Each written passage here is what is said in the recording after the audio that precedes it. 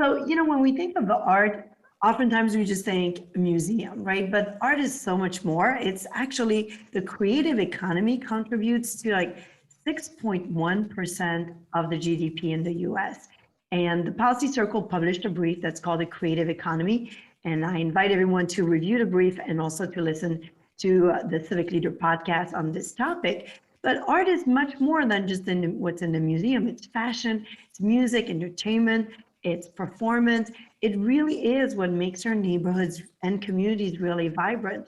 So I wanted to, Cynthia, to start with the basics and talk about what is public art and how should we think about its purpose in our communities?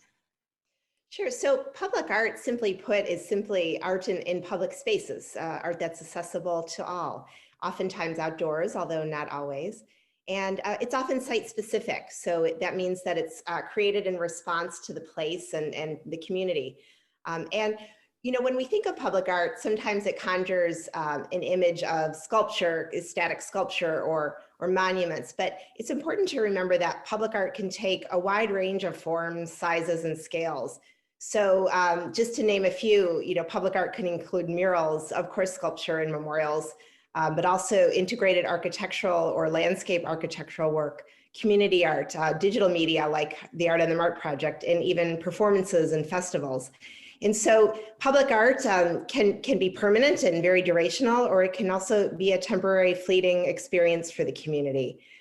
And in all its forms, public art adds enormous value to the cultural, aesthetic, and economic vitality of a community.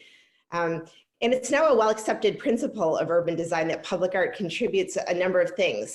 Contributes to a community's identity, it fosters pride, a sense of belonging, and absolutely enhances the quality of life for its residents and visitors.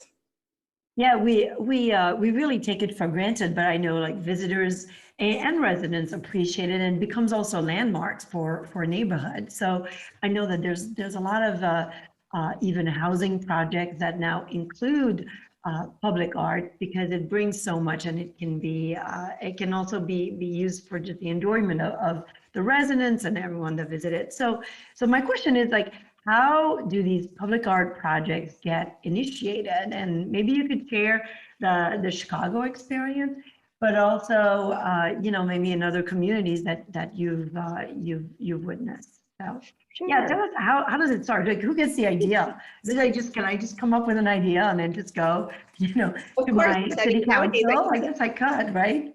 Absolutely. Traditionally, it's public art has emerged from government initiatives.